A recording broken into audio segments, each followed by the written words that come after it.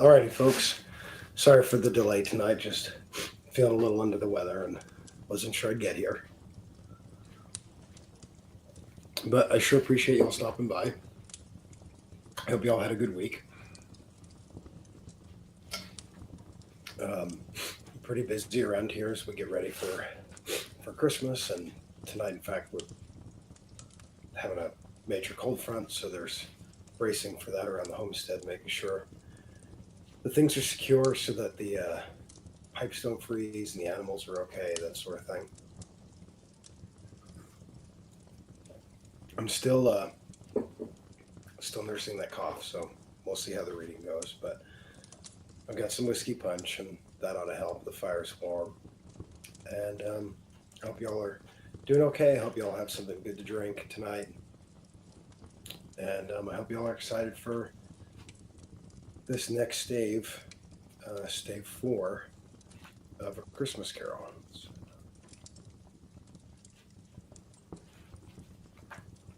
On the right page here. I hope y'all enjoyed during the countdown. Those were two of the earliest film versions of A Christmas Carol, one by Edison and another one from even earlier, the very first one put to film, which was from 1915, which is pretty remarkable to think. Sorry, 1901. The first one was from 1901, which is even more remarkable to think it was 120 years ago. So I hope y'all enjoyed that as we get ready for tonight. I hope y'all are having a good time this season.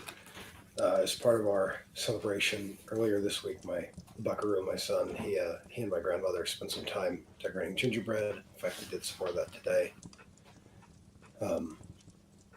We finished putting a few more things on the tree, like we dry orange slices and put those on the tree.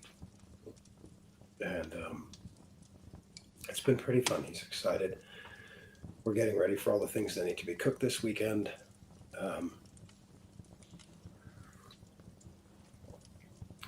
So that's going to be fun, despite the cold weather.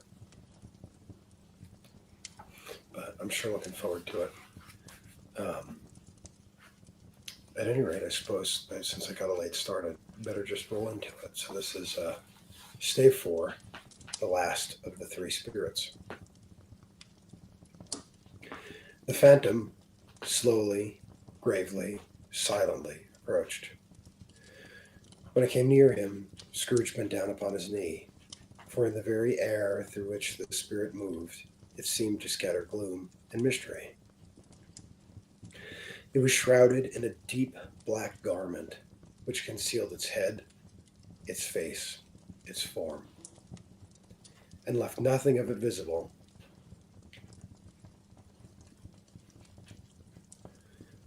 save for one outstretched hand.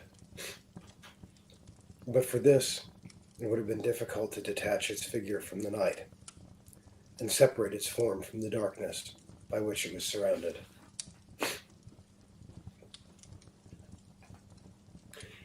He felt that it was tall and stately when it came beside him, and that its mysterious presence filled him with a solemn dread. He knew no more, for the spirit neither spoke nor moved.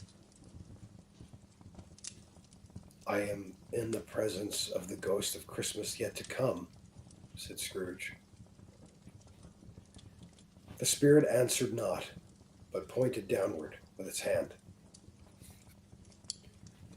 "You are about to show me shadows of the things that have not happened, but will happen in the time before us.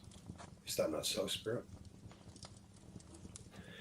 The upper portion of the garment was contracted for an instant in its folds, as if the spirit had inclined its head. That was the only answer he received.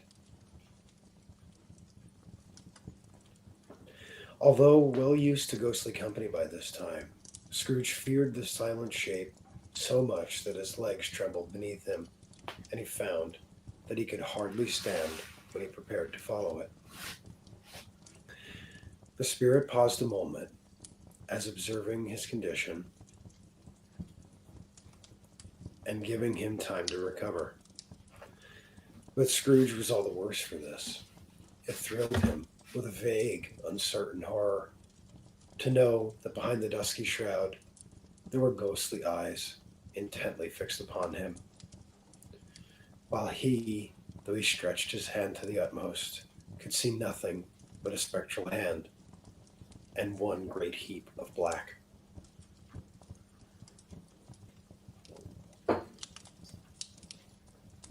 "Ghost of the future," he exclaimed, "I fear you more than any spectre I have seen. But as I know your purpose is to do me good, and as I hope to live to be another man from what I was, I am prepared to bear you company, and to do it with a thankful heart. Will you not speak to me?" It gave him no reply. The hand was pointed straight before them. "Lead on," said Scrooge. "Lead on. The night is waning fast, and it is precious time to me, I know. Lead on, spirit." The phantom moved away as it had come towards him. Scrooge followed in the shadow of its dress, which bore him up, he thought, and carried him along.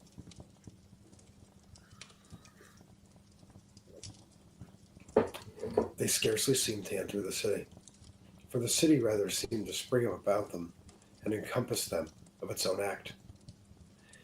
But there they were, in the heart of it, on 'change amongst the merchants, who hurried up and down and clinked money in their pockets, and conversed in groups, and looked at their watches, and trifled thoughtfully with their great gold seals, and so forth, as Scrooge has often seen them.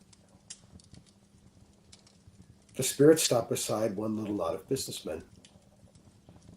Observing that the hand was pointed to them, Scrooge advanced to listen to their talk. "No," said a great fat man with a monstrous chin. "I don't know much about it either way. I only know he's dead." "When did he die?" inquired another. "Last night, I believe." "Why? What was the matter with him?" asked a third, taking a vast quantity of snuff out of a very large snuff box. "I thought he'd never die." "God knows," said the first with a yawn. "What has he done with his money?" asked a red-faced gentleman with the pendulous excrusions on the end of his nose that shook like the gills of a turkey cock. "I haven't heard," said the man with the large chin, yawning again. "Left it to the company, perhaps. He hasn't left it to me. That's all I know." This pleasantry was received with a general laugh. "It's likely to be a very cheap funeral," said the same speaker, "for upon my life, I don't know if anybody would go to it. Suppose we should make up a party and volunteer." "I don't mind going if lunch is provided," observed the gentleman with the extras on his nose. "But I must be fed if I make one." Another laugh. "Well, I'm the most disinterested among you. After all," said the first speaker, "for I never wear black gloves, and I never eat lunch. But I'll offer to go if somebody else will. When I come to think of it, I'm not at all sure I wasn't his most particular friend, for we used to stop and speak whenever we met. Bye-bye." Speakers and listeners strolled away and mixed with other groups. Scrooge knew the men and looked to the spirit for explanation. The phantom glided into the street. Its finger pointed to two persons meeting. Scrooge listened again, thinking that the explanation might lie here. He knew these men, also, perfectly. They were men of business, very wealthy and of great importance. He had made a point of always standing well in their esteem, in a business point of view, that is, strictly in a business point of view. "How are you?" said one. "How are you?" returned the other. "Well," said the first. Old Scratch has got his own at last, eh? So I'm told, returned the second. Cold, isn't it? Seasonable for Christmas time. You're not a skater, I suppose. No, no, something else to think of. Good morning. Not another word. That was their meeting, their conversation, and their parting. Scrooge was at first inclined to be surprised that the spirit should attach such importance to conversations apparently so trivial. But feeling assured that they must have had some hidden purpose, he set himself to consider what it was likely to be. They could scarcely be supposed to have been bearing on the death of Jacob, his old partner, for that was past, and this ghost's province was future. Nor could he think of anyone immediately connected with himself to whom they could apply. But nothing doubting that to whomsoever they applied, they had some late moral for his own improvement. Excuse me. He resolved to treasure up every word he heard and everything he saw, and especially to observe the shadow of himself when it appeared, for he had an expectation that the conduct of his future self would give him the clue he missed, and would render the solution of these riddles easy.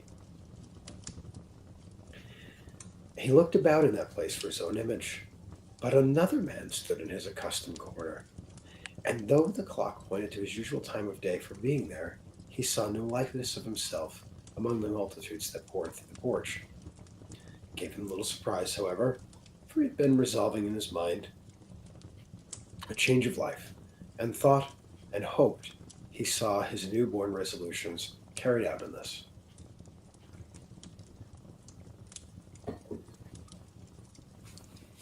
Quiet and dark, beside him stood the phantom, with its outstretched hand. When he roused himself from his thoughtful quest, he fancied, from the turn of the hand and its situation in reference to himself, that the unseen eyes were looking at him keenly. It made him shudder and feel very cold. They left the busy scene and went into an obscure part of the town where Scrooge had never penetrated before, although he recognized its situation and its bad repute. The ways were foul and narrow, the shops and houses wretched, the people half-naked, drunken, slipshod, ugly. Alleys and archways, like so many cesspools, disgorged their offenses of smell, dirt, and life upon the straggling streets, and the whole quarter reeked of crime, with filth and misery. Far in this den of infamous resort, there was a low-browed beetling shop below a penthouse roof, where iron, old rags, bottles, bones, and greasy offal were bought. Upon the floor within were piled up heaps of rusty keys, nails, chains, hinges, files, scales, weights, and refuse iron of all kinds. Secrets that few would like to scrutinize were bred and hidden in the mountains of unseemly rags, masses of corrupted fat, sepulchres of bones. Sitting in among the wares he dealt in, by a charcoal stove made of old bricks, was a gray-haired rascal, nearly 70 years of age, who had screened himself from the cold without by a frowsing curtaining of miscellaneous tatters hung upon a line, and smoked his pipe in all the luxury of calm retirement. Scrooge and the Phantom came into the presence of this man, just as a woman with a heavy bundle slunk into the shop. But she had scarcely entered when another woman, similarly laden, came in too, and she was closely followed by a man in faded black, who was no less startled by the sight of them that they had been upon the recognition of each other. After a short period of blank astonishment, in which the old man with the pipe had joined them, They all three burst into a laugh. "Let the charwoman be the first," cried she who entered first. "Let the laundress alone to be the second, and let the undertaker's man be alone to be the third. Look here, old Joe, here's a chance, if we haven't all three met without meaning it." "You couldn't have met in a better place," said old Joe, removing the pipe from his mouth. "Come into the parlor. You were made free of it long ago, you know, and the other two ain't strangers. Stop till I shut the door of the shop. Ah, how it shrieks! There ain't such a bit of rusty metal in this place as its own hinges, I believe, and I'm sure there's no such old bones here as mine. Ha! We're all suitable to our calling. We're all well matched. Come into the parlor. Come into the parlor."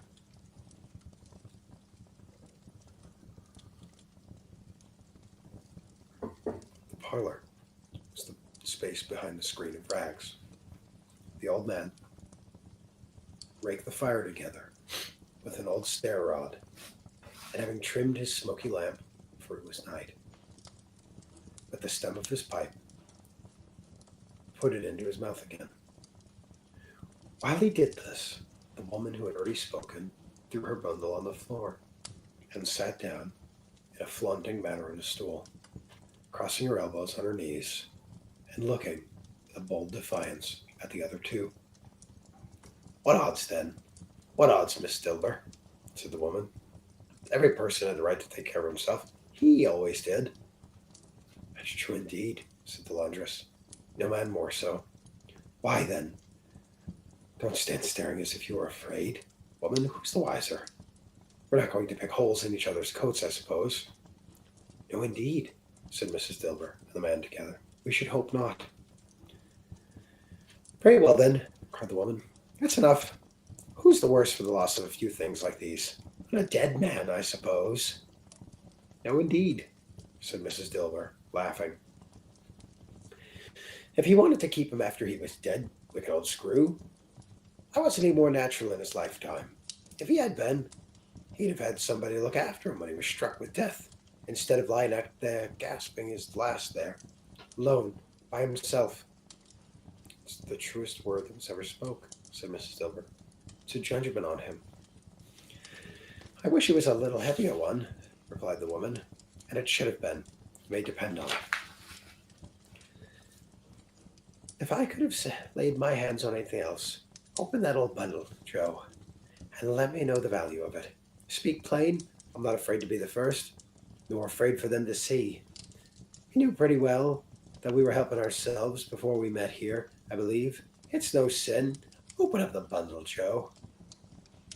But the gallantry of her friends would not allow it, and the faded back put in the breach first, produced his splitter. It was not extensive. A deal or two, pencil case, a pair of sleeve buttons, and a brooch of no great value were all. They were severally examined and appraised by Joe, who checked the sums as he was disposed to give for each upon the wall, and added them up into a total when he found that there was nothing more to come.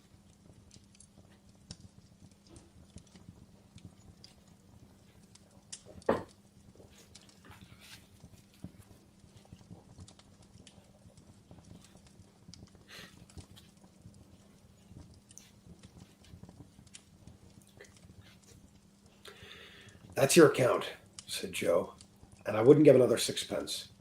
If I was to be boiled for not doing it, who's next?" Mrs. Dilber was next. Sheets and towels, a little apparel, 2 old-fashioned silver teaspoons, a pair of sugar tongs, and a few boots. Her account was stated on the wall in the same manner.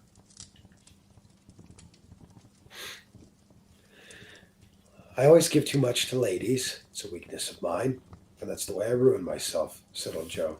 "That's your account. If you asked me for another penny, and made it an open question, I'd repent of being so liberal, and knock off half a crown. And now, do my bundle, Joe," said the first woman. Excuse me. Joe went down on his knees for greater convenience of opening it, and having unfastened a great many knots, dragged out a large and heavy roll of some dark stuff. "What do you call this?" said Joe. "Bed curtains." "Ah!"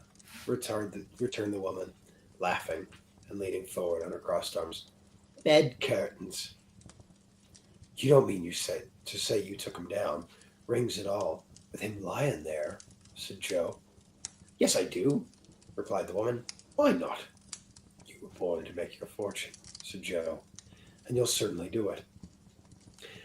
"I certainly shan't hold my hand when I can get anything in by reaching it out, for the sake of such a man as he was, I promise you, Joe," returned the woman coolly. "Don't drop that oil upon the blankets now." "His blankets," said Joe. "Who else's do you think?" replied the woman.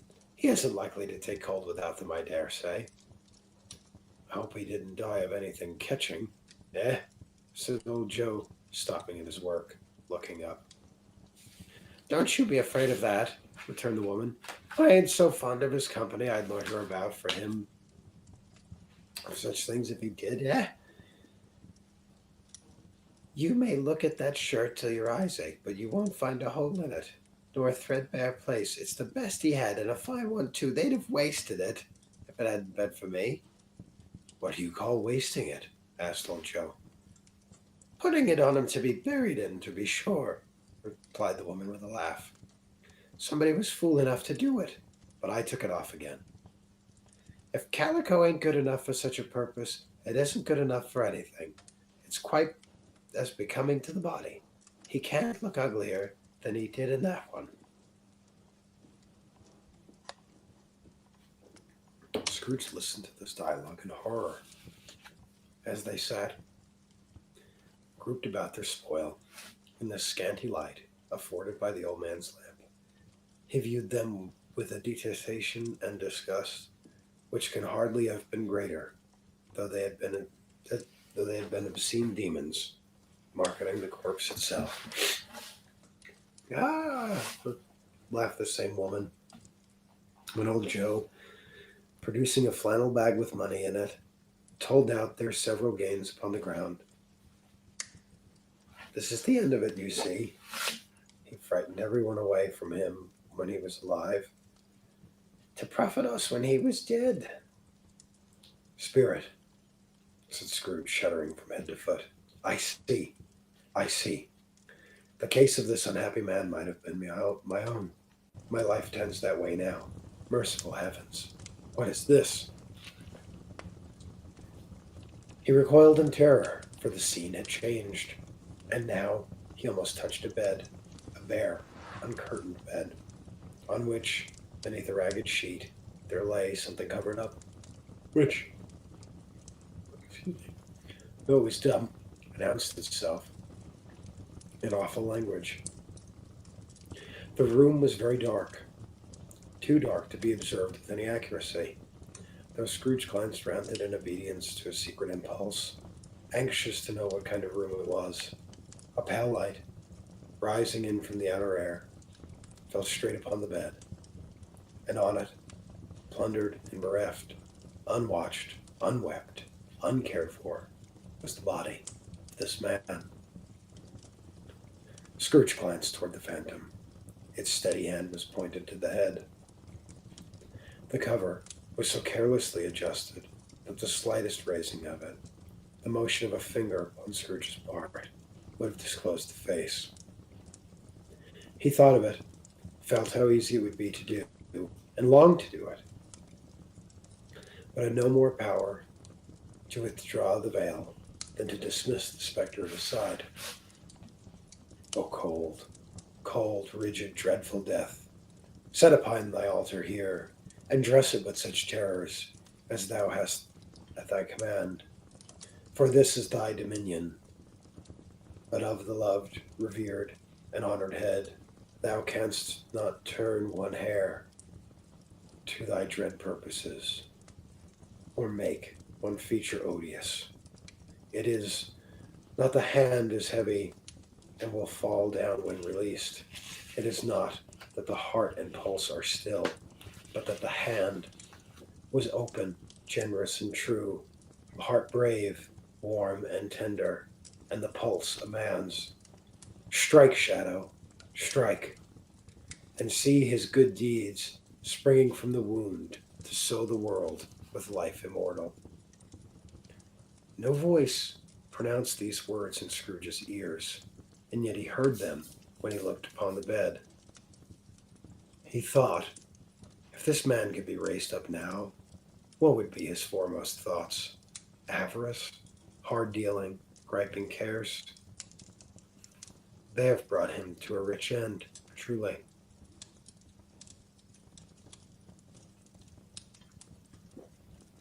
He lay in the dark, empty house, with not a man, a woman, or a child, to say he was kind to me in this or that, and for the memory, one kind word, I will be kind to him. A cat was tearing at the door, and there was a sound of gnawing rats beneath the hearthstone. What they wanted in the room of death, and why they were so restless and disturbed, Scrooge did not dare to think. Spirit, he said, this is a fearful place. In leaving it, I shall not leave its lesson. Trust me. Let us go. Still, the spirit pointed with an unmoving finger to the head. I understand you, Scrooge returned, and I would do it if I could. But I have not the power, Spirit. I have not the power. Again, it seemed to look upon him. If the caused by this man's death, said Scrooge, quite agonized, show that person to me, Spirit, I beseech you. The phantom spread its dark robe before him for a moment, like a wing, and withdrawing it, revealed a room by daylight, where a mother and her children were. She was expecting someone, and was anxious, and with anxious eagerness, for she walked up and down the room, started at every sound, looked out from the window, glanced at the clock, tried, but in vain, to work with her needle, and could hardly bear the voices of her children in their play. At length, the long-expected knock was heard. She hurried to the door and met her husband, a man whose face was careworn and depressed, though he was young. There was a remarkable expression in it now, a kind of serious delight, of which he felt ashamed, which he struggled to repress. He sat down to the dinner that had been hoarding for him by the fire, and when she asked him faintly, what news, which was not until after a long silence,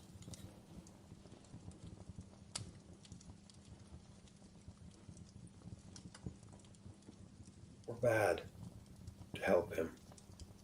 Bad, he answered. We are quite ruined. No, there is hope yet, Caroline. If he relents, she said, amazed, there is. Nothing is past hope, if such a miracle has happened. He is past relenting, said her husband. He is dead. She was a mild and patient creature, if her face spoke truth, but she was thankful in her soul to hear it, and she said so, with clasped hands.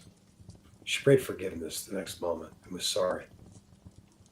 But the first was the emotion of her heart.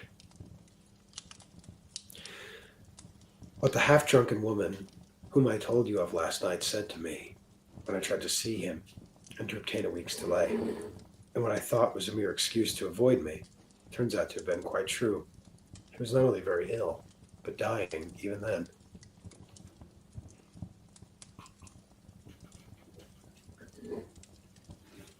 To whom will our debt be transferred? I don't know. But before that time, we shall be ready with the money. And even though we were not, it would be bad fortune indeed to find so merciless a creditor in his successor.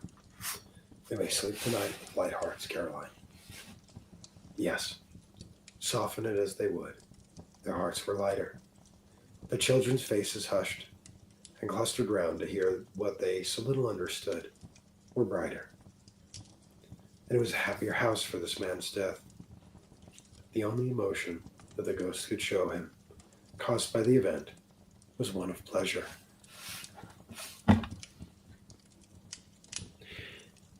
Let me see some tenderness connected with the death, said Scrooge, or that dark chamber spirit, which we left just now, will be forever present to me. The ghost conducted him through several streets familiar to his feet. And as they went along, Scrooge looked here and there to find himself, but nowhere was he to be seen.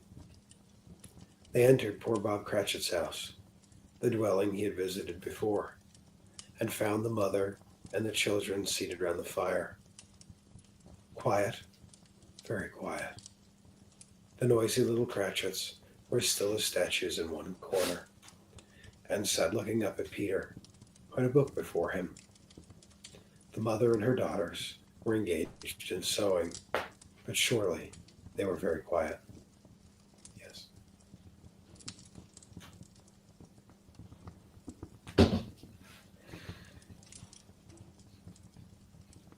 And he took a child and set him in the midst of them.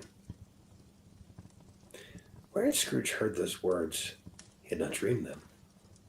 The boy must have read them out as he and the spirit crossed the threshold. Why did he not go on? The mother laid her work upon the table, put her hand up to her face. The color hurts my eyes, she said. The color. Poor Tiny Tim. They're better now, again, said Cratchit's wife. It makes them weak by candlelight, and I wouldn't show weak eyes to your father when he comes home for the world.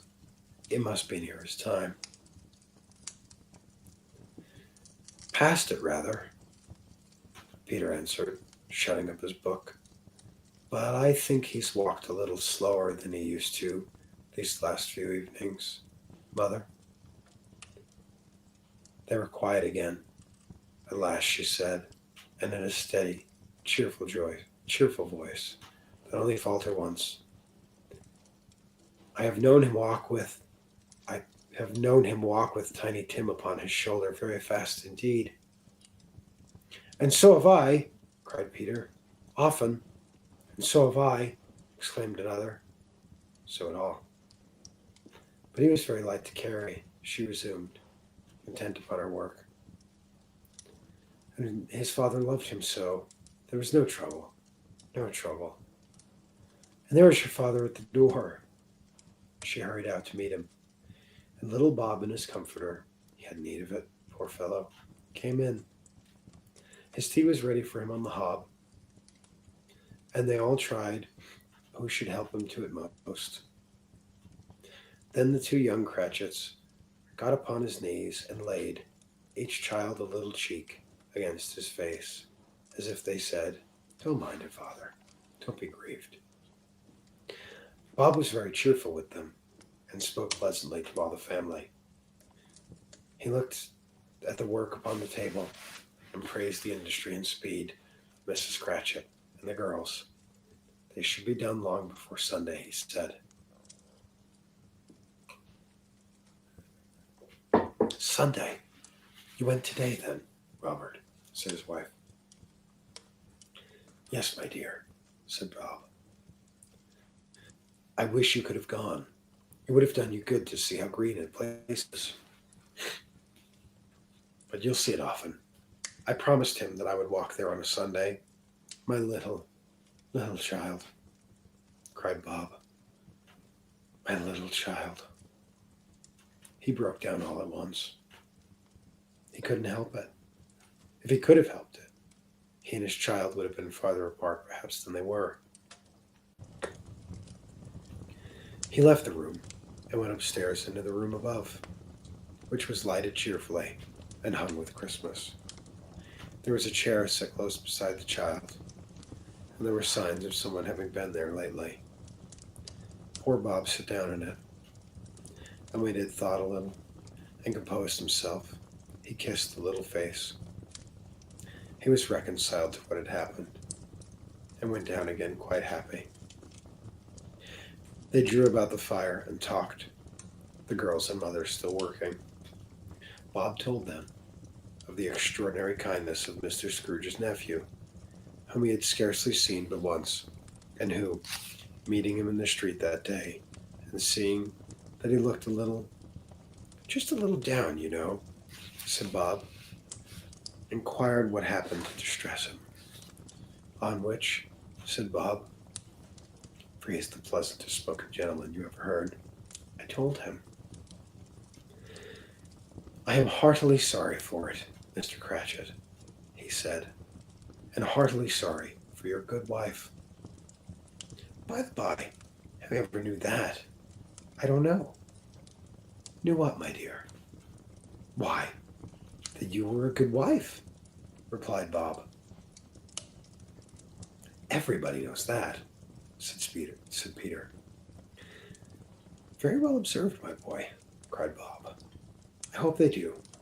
Heartily sorry, he said, for your good wife. If I could be of service to you in any way, he said, giving me his card, that is where I live. Pray, come to me. Now, it wasn't, cried Bob, for the sake of anything he might be able to do for us, so much as for his kind way. This was quite delightful. It really seemed as if he had known our Tiny Tim, and felt it with us. I'm sure he's a good soul, said Mrs. Cratchit. You would be sure of it, my dear, returned Bob, if you saw and spoke to him. I shouldn't be surprised at all, mark what I say, if he got Peter a better situation. Only hear that, Peter, said Mrs. Cratchit. And then, cried one of the girls, Peter will be keeping company with someone and setting up for himself. Get along with you, retorted Peter, grinning. It's just as likely as not, said Bob. One of these days, though there's plenty of time for that, my dear. But however, and whenever we part from one another, I am sure we will none of us forget poor Tiny Tim, shall we? Or this first parting that was among us. Never, father, they all cried. And I know, said Bob. I know, my dears, that when we recollect how patient and how mild he was, although he was a little child, we shall not quarrel easy among ourselves and forget that poor Tiny Tim in doing it. Oh, howdy, Josh. Glad you made it. I hope you're enjoying your vodka. I am still nursing my whiskey punch, which was helping with my cough at least somewhat. And helping keep me warm on a cold night.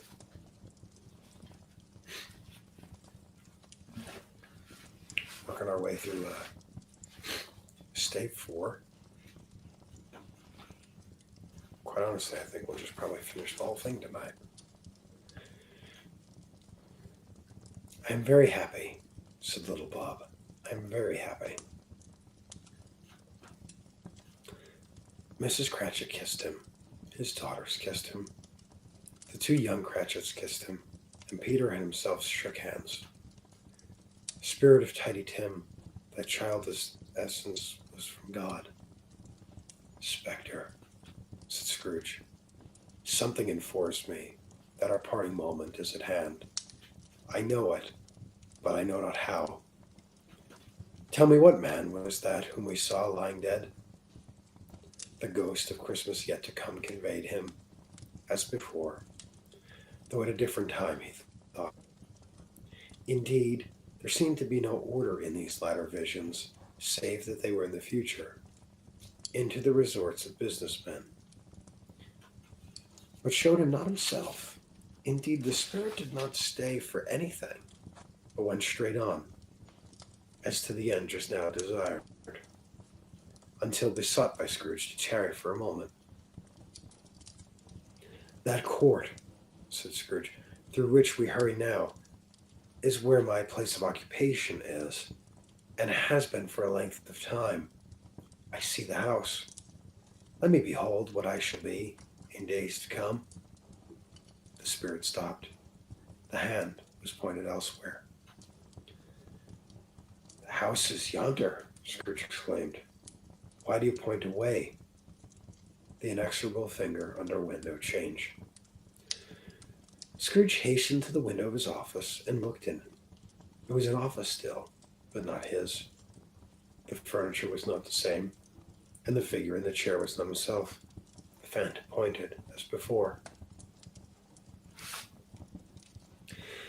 He joined it once again, and wondering why and whither he had gone, accompanied it until they reached an iron gate.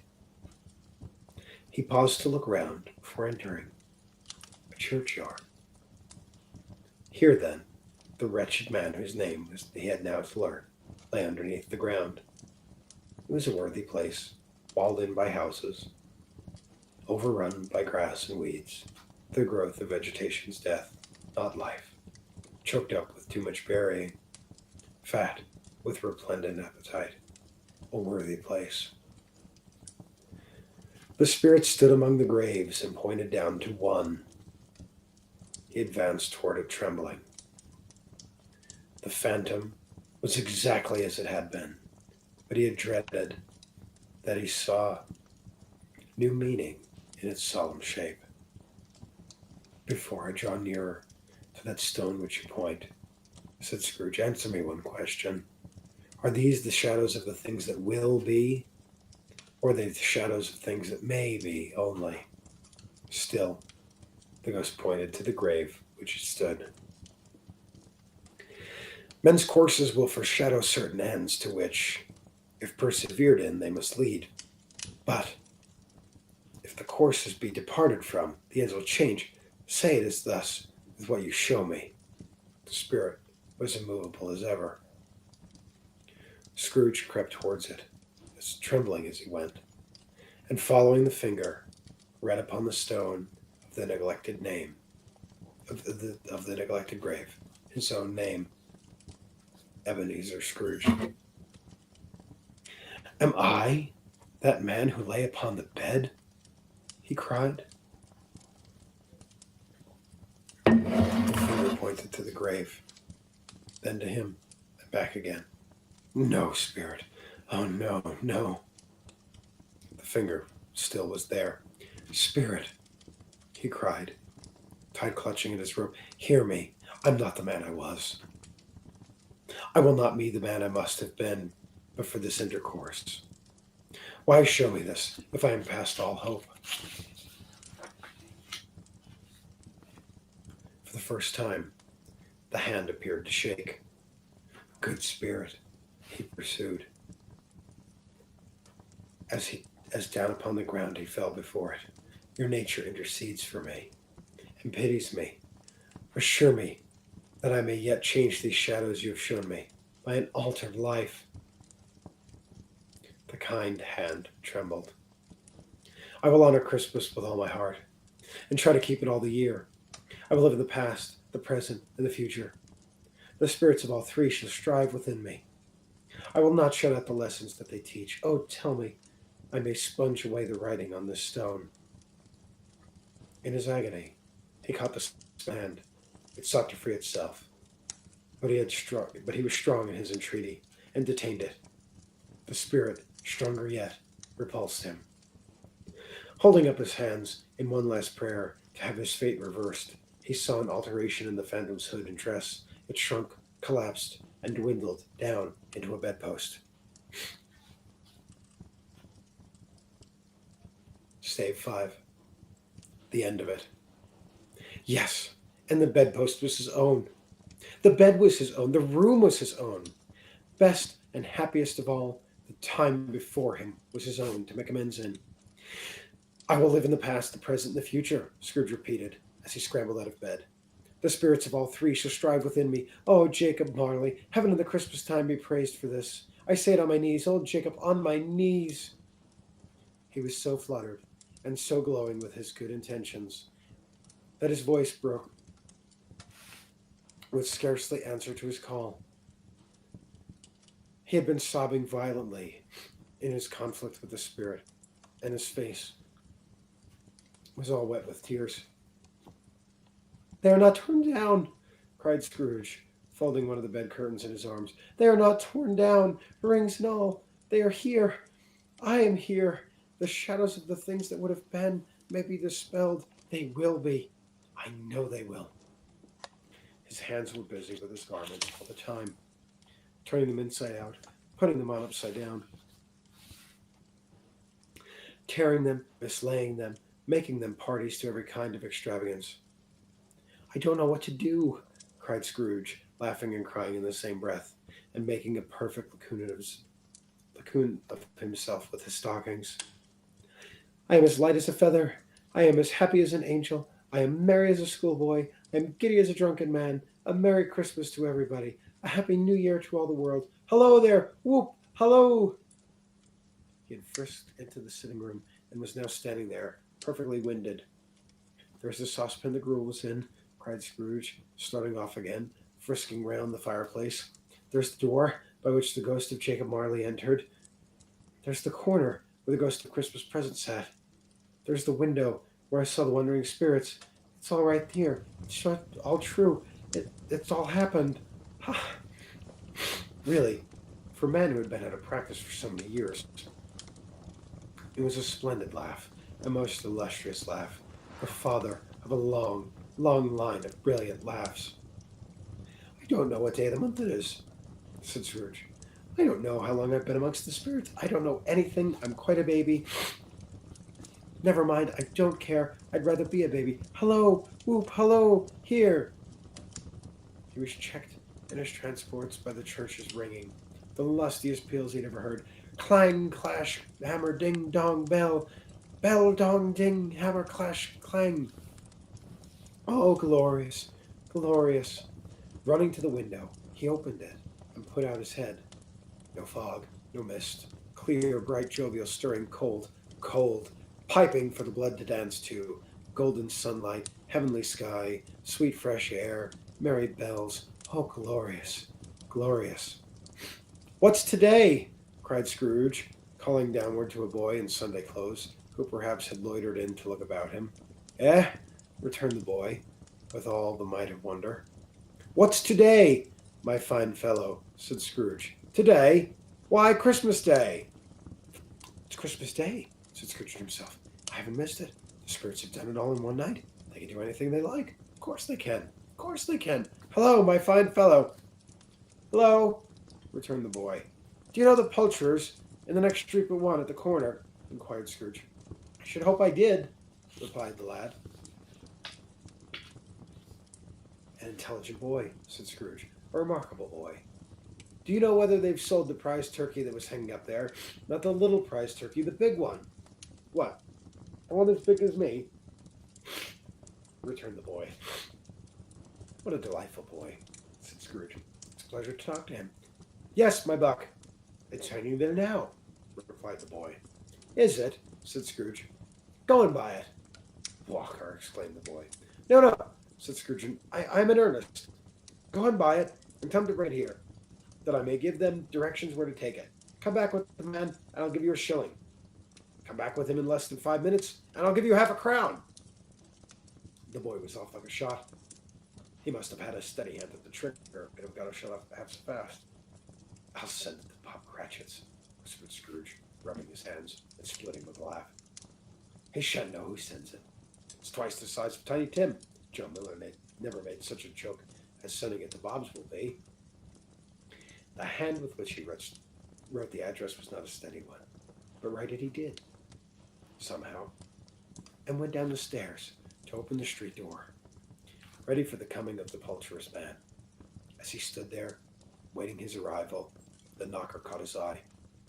"I shall love it as long as I live," cried Scrooge.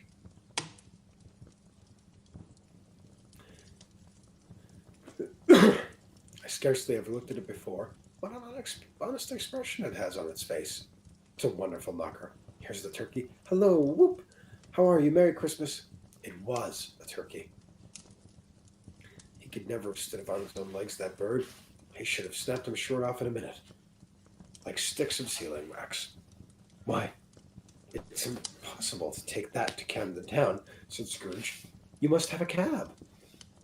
The chuckle with which he said this, and the chuckle with which he had paid for the turkey, and the chuckle with which he had paid for the cab, and the chuckle with which he had recompensed the boy, were only to be exceeded by the chuckle with which he sat down breathless in his chair again, and chuckled, cried. Shaving was not an easy task, for his hand continued to shake very much, and shaving requires attention, even when you don't dance while you're at it.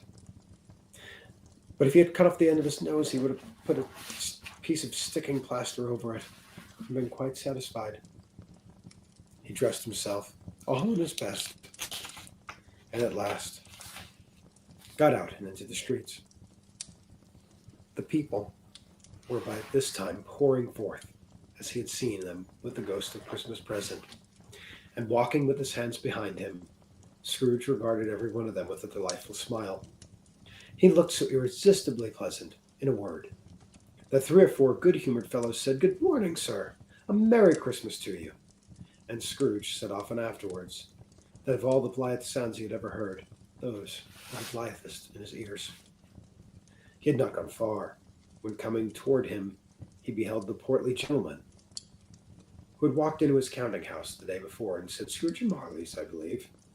It sent a pang across his heart to think how this gentleman would look upon him when they met, but he knew what path lay straight before him, and he took it. "My dear sir," said Scrooge, quickening his pace, and taking the old gentleman by both hands, "how do you do? I hope you succeeded yesterday. It was very kind of you. Merry Christmas to you, sir." "Mr. Scrooge?" "Yes," said Scrooge, "that is my name, and I fear it may not be pleasant to you. Allow me to ask your pardon. And will you have the goodness—" Here Scrooge whispered in his ear. "Lord bless me," cried the gentleman, as if his breath were gone. "My dear Mr. Scrooge, are you serious?" "If you please," said Scrooge, "not a farthing less. A great many back payments were included in it, I can assure you. Will you do me that favor?" "My dear sir," said the other, shaking hands with him, I don't know what to say to such... Don't say anything, please," retorted Scrooge. "Come and see me. Will you come and see me?" "I will," cried the old gentleman. It was clear that he meant to. "Thank ye," said Scrooge. "I'm much obliged to you. I thank you 50 times. Bless you." He went to church, and walked about the streets, and watched the people hurrying to and fro, and patted children on the head, and questioned beggars, and looked down into the kitchens of houses, and up to the windows, and found that everything could yield him pleasure. He had never dreamed that any walk, that anything, could give him so much happiness. In the afternoon, he turned his step towards his nephew's house. He passed the door a dozen times before he had had the courage to go up and knock. But he made a dash and did it. "Is your master at home, my dear?" said Scrooge to the girl. "Nice girl." "Very." "Yes, sir." "Where is he now, my love?" Scrooge. "He's in the dining room, sir, along with the mistress. I'll show you upstairs, if you please." "Thank ye, he knows me," said Scrooge, with his hand already upon the dining room lock. "I'll go in here, my dear." He turned it gently, and sidled his face in, round the door. They were looking at the table, which was spread out in a great array. For these young housekeepers are always nervous on such points, and like to see that everything is right. "Fred," said Scrooge. "Dear heart alive, how his niece by marriage started." Scrooge had forgotten, for the moment, about her sitting in the corner with a footstool, or he wouldn't have done it on any account.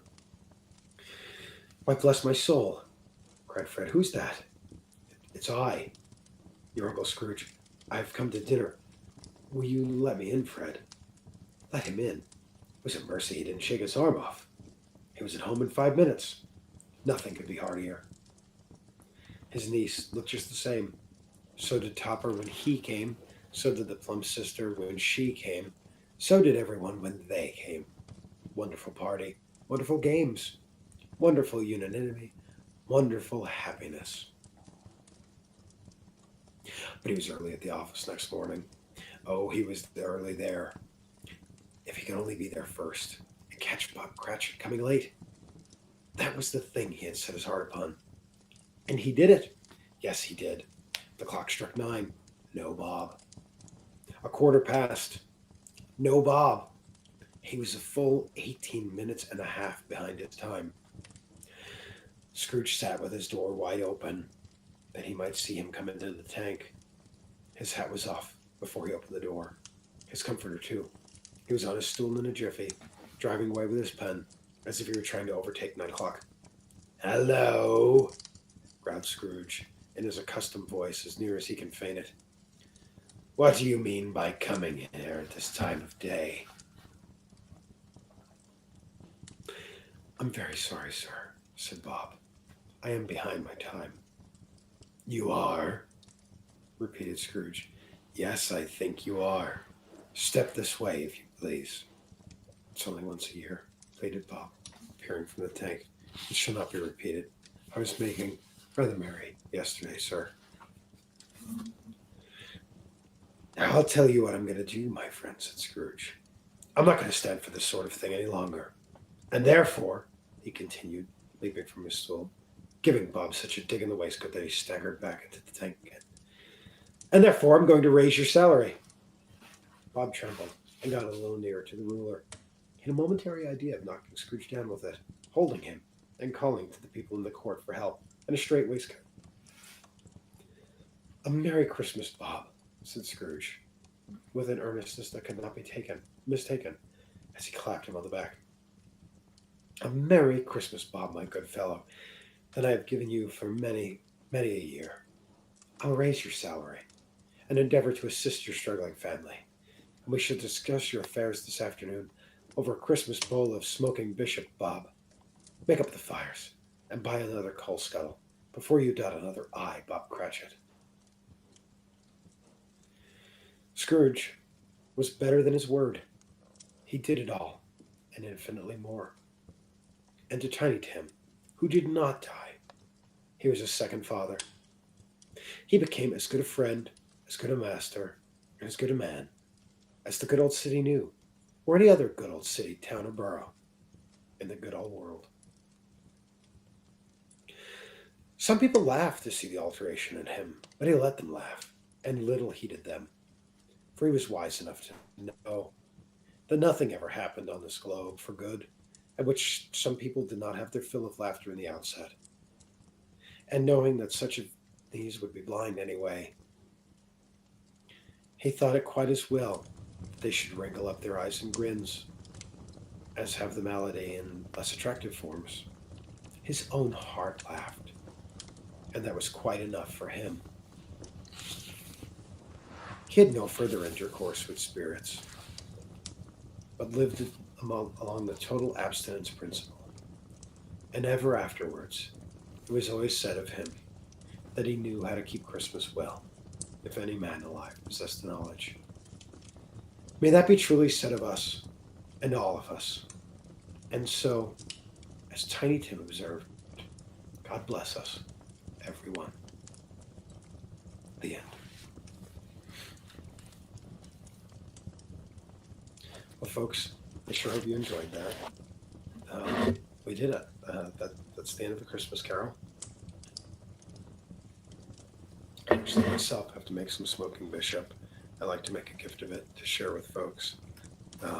It's a sort of mulled wine. You roast lemons and oranges pierced with cloves in the oven, and when they're roasted enough, you make a spiced simple syrup that has cinnamon and allspice, that sort of thing. and then you heat up the wine, and you mix in the simple syrup, and then you mix in the fruits that have been roasted, and then you let that sit for about 24 hours. Then afterwards, you bottle that up, straining it first. You bottle that up, and then when you're ready to serve it, uh, you heat it up and serve it in equal measures with a nice port, and it is rather fantastic. In warmer weather, it can be served chilled like a sort of sangria. It's equally good. It's something I'm particularly fond of this time of year, and something that I like to make a gift of to share with other folks. Um, I hope you all enjoyed that. Do you all have any questions, either about the text or perhaps any comments about your own Christmas celebrations? Are there anything now, having listened to this, that you think you might want to try or add to your own celebration? I'd be interested to know.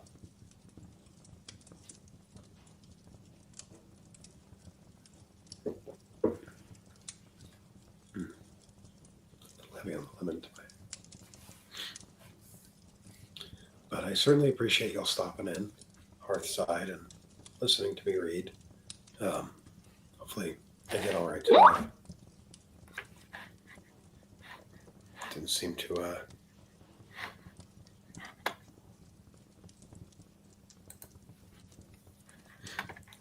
just check the chat here.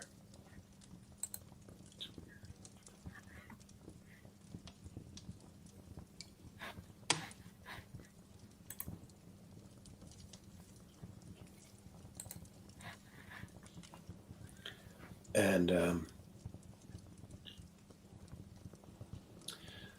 so I hope y'all enjoyed that. I'm probably going to do a small reading next week, since we finished the carol early, which I thought it was good to get it finished before Christmas. But there are some other December readings, so I hope y'all will tune in next week at the usual time, about 8:30, and we'll have some sort of after Christmas reading, and maybe we'll even have some smoking bishop. And I sure hope y'all enjoyed that. So I look forward to seeing y'all next week, Hearth-Side. And until then, I hope y'all have a very Merry Christmas. And we'll talk before the New Year. So many well wishes all. Thanks so much.